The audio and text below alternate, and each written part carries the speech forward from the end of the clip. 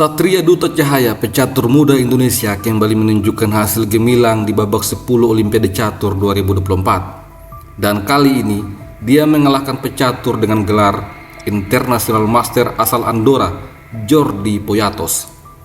Dengan hasil ini, dari 10 game yang telah dimainkan, Satria Duta mendapatkan 7 poin. Elonya naik 108 angka dan performa ratingnya adalah 2449 meskipun elo aslinya adalah 2219. Sebuah hasil yang sangat positif. Di babak 10, Satria Duta memulai dengan E4. Lawannya, Jordi Poyatos bertahan dengan Karokan defense. Setelah D4, D5, Satria Duta mengembangkan kuda C3. Kemudian terjadi pion makan pion, kuda makan pion. Ini adalah varian utama dari pertahanan Karokan, varian main line. Di posisi ini seringkali gajah dimainkan untuk menyerang kuda atau juga kuda masuk ke petak D7 yang disebut dengan Karpov variation.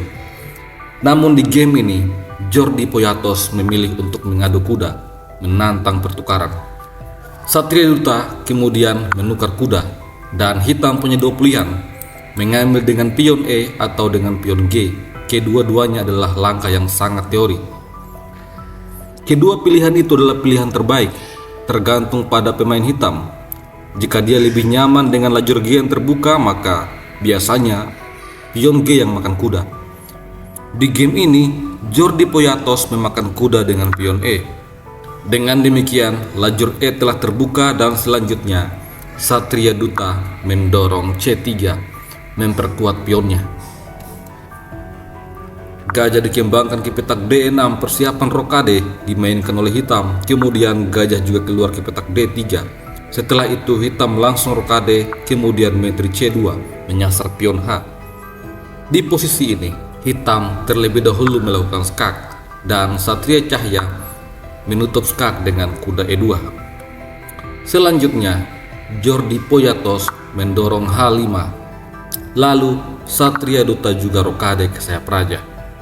Di posisi ini, hitam kembali mendorong H4, berupaya untuk membongkar pertahanan sayap raja.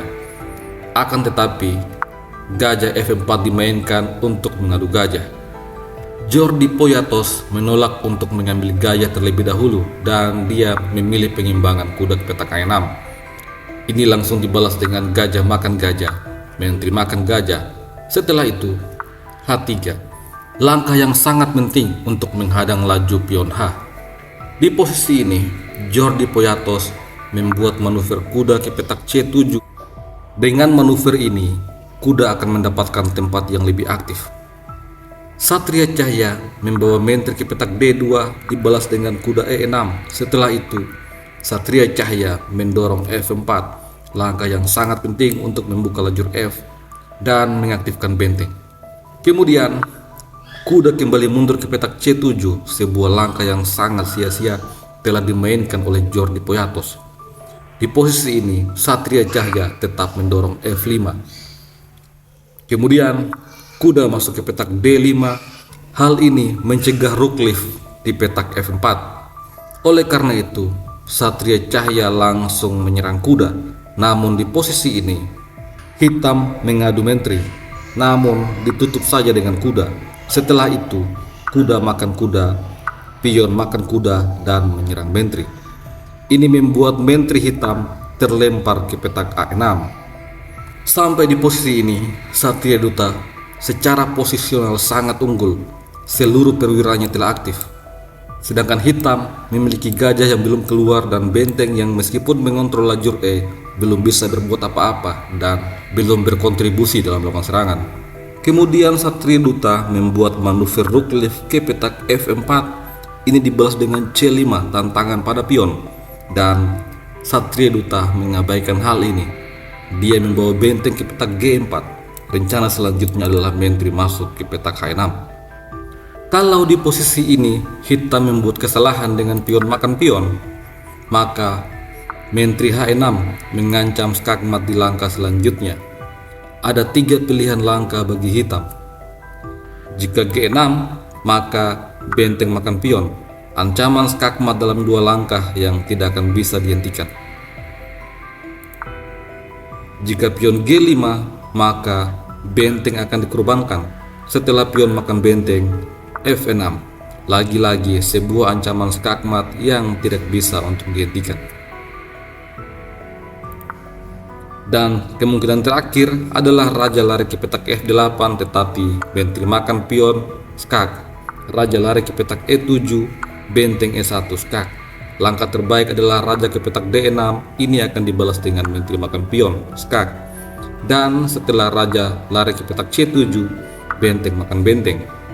Kemudian apabila benteng makan pion, maka skakmat dalam 5 langkah akan terjadi, yang dimulai dengan benteng E7 skak, gajah menutup skak, benteng makan gajah skak, raja makan benteng, benteng makan pion skak.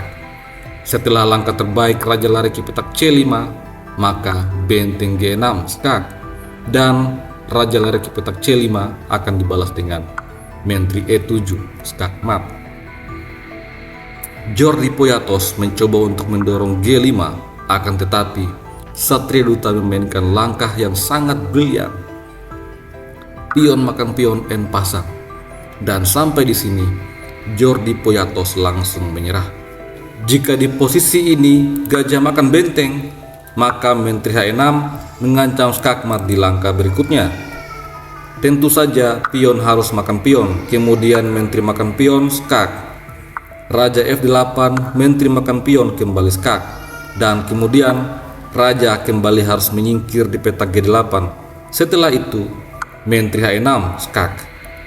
Tentu saja jika raja lari ke petak H8, maka ini adalah pilihan yang sangat buruk. Langkah yang logis adalah raja lari ke petak F7, namun benteng F1 skak.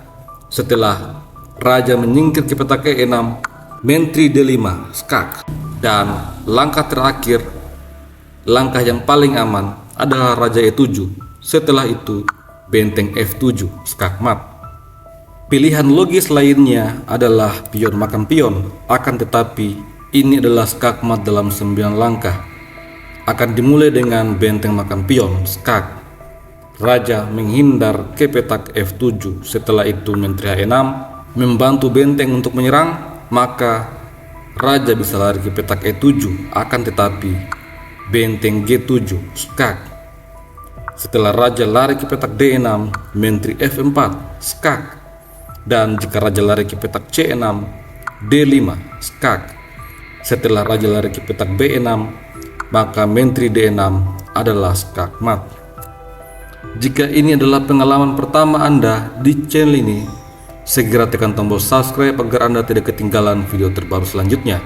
Sampai jumpa lagi pada video selanjutnya. Salam Gens Unasimus.